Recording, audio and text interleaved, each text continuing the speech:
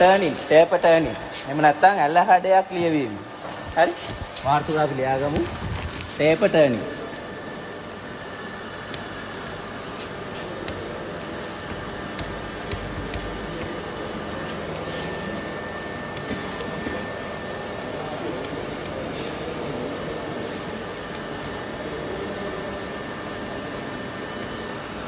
හරිද taper turning taper කියන්නේ මොකද්ද ඇල හැඩයක් ලියවීම taper turning ඒක taper එකක් කියන එක ඉස්සෙල්ලා බලන්න මොකද්ද මේ taper එකක් කියන්නේ කියන එක හරිද taper එකක් කියන්නේ මොකද්ද taper එකක් කියන්නේ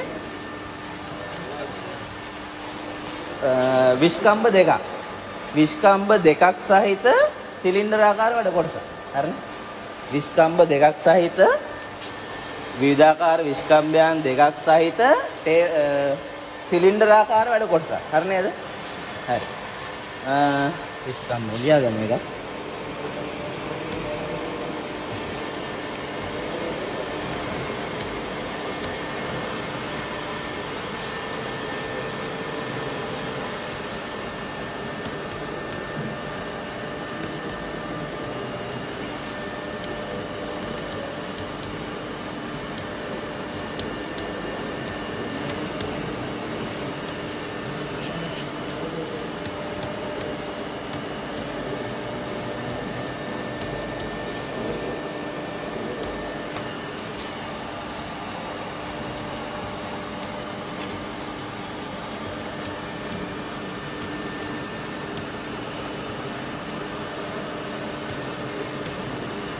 හරි විස්කම්බයන් දෙකක් සහිත සිලින්ඩර් ආකාර වැඩ කොටසක් ටේපර් එකක් කියලා අපි හඳුන්වනවා. හරිද?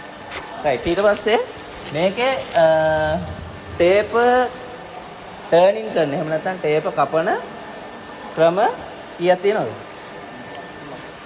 තුනකට වැඩිය තියෙනවා. 3ක් 4ක් 5ක් තියෙනවා. හරියටම කියනවා නම් ටේපර් කපන ක්‍රම 5ක් තියෙනවා. හරි ප්‍රධාන ක්‍රම 3ක් සහ තව අමතර ක්‍රම දෙකක් තියෙනවා. එතකොට පළවෙනි ක්‍රමය මොකද්ද? කම්පවුන්ඩ් ස්ලයිඩ් එක. කම්පවුන්ඩ් ස්ලයිඩ් එක අදාළ කෝණයට සීරු මාරු කරලා කපන ටේපර් ක්‍රමයක් තියෙනවා. right? කම්පවුන්ඩ් ස්ලයිඩ් එක.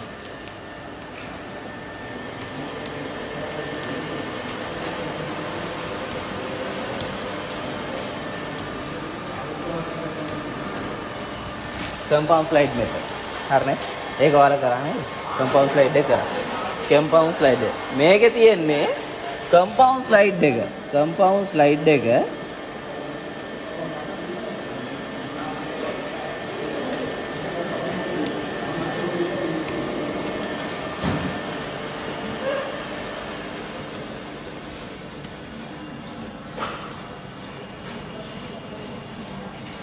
මෙතන තියෙනවා හරවන්න අංශක ගාන. අංශක ගානක් තියෙනවා මෙතන. එතකොට කම්පවුන්ඩ් ස්ලයිඩ් එකට අපිට අදාළ කෝණයකට සීරු මාරු කරලා කපන ක්‍රමයකට තමයි ඉස්සෙල්ලාම අපි කම්පවුන්ඩ් ස්ලයිඩ් මෙතඩ් කියලා කියන්නේ. හරිනේ? ඒක ඔයාලා කපලා තියෙනවා. දැන් කපලා ඒක තමයි තියෙන ලේසිම ක්‍රමය. අපි දුව අංශක දෙකකට කපන්න තියෙනවා, තුනකට කපන්න තියෙනවා. එතකොට මෙතන තියෙන අංශක ගාන, මෙතන තියෙන අංශක ගාන. එතකොට මෙතනින් අපිට අදාළ කෝණයට හරවලා මේක කපන්න පුළුවන්. හරි නේද? හරි තේරුණාද? හරි. දෙවෙනි ක්‍රමය. මොකද්ද? offset the tailstock. tailstock එක හරවලා offset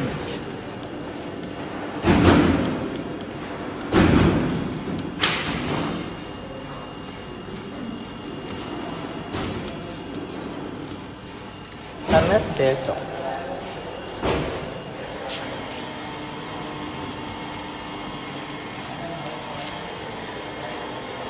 offset the tailstock method.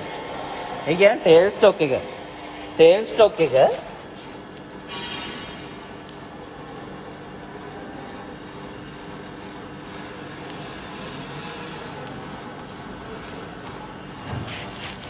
අපිට මේ tailstock එක අංශක ගානක් එහෙට මෙහෙට හරවන්න යවන්න පුළුවන්. මෙතන තියෙන පොඩි ඇණය මෙන්න මේ ඇණයෙන් අපිට පුළුවන් මේ tailstock එක පොඩ්ඩක් එහෙම මෙහෙ කරන්න. එතකොට අපි ගාව තියෙනවා මෙතන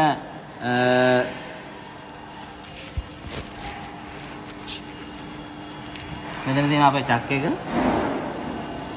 හරි. අපි මේ අල්ලන වර්ක් පීස් එක ටේල් ස්ටොක් එකට සම්බන්ධ කරලා ටේල් ස්ටොක් එක පොඩ්ඩක් මේක හරවනවා. හරි.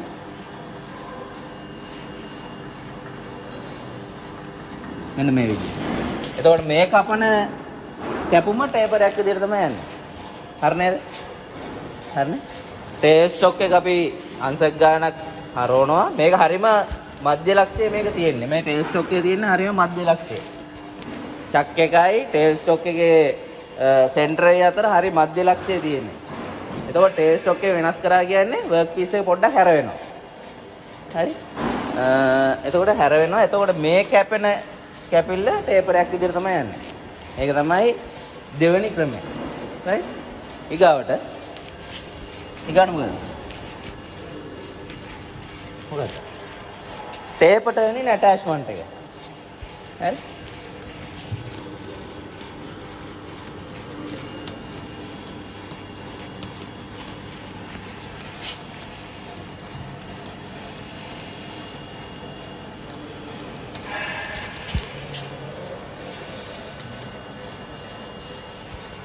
ටේපර් ටර්නින් ඇටැච්මන්ට් මෙතන.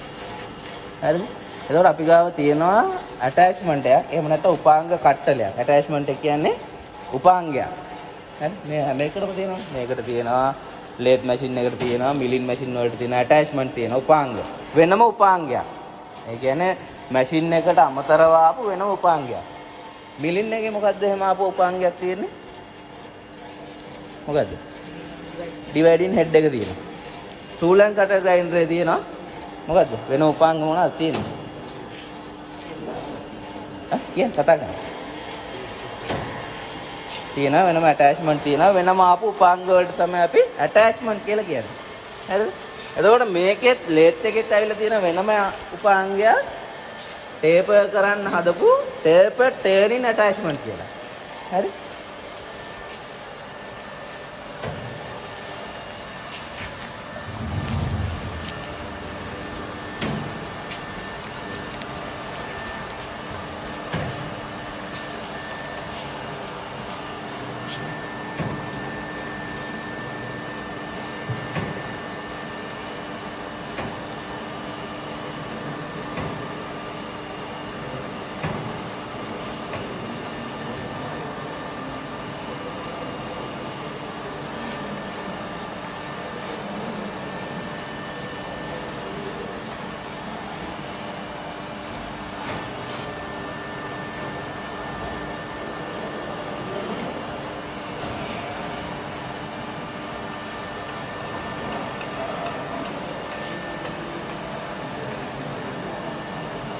මෙන්න මේ වෙනම උපාංගයක් තියෙනවා. මේක කැරේජ් එක දිගේ යනකොට ටේපර් එකට තමයි මේක යන්නේ. අපි අදාළ කෝණයට මේක හැරෙව්වට පස්සේ ඇටැච්මන්ට් එක එතකොට ඇටැච්මන්ට් එක මේක ස්ලයිඩ් වෙනවා.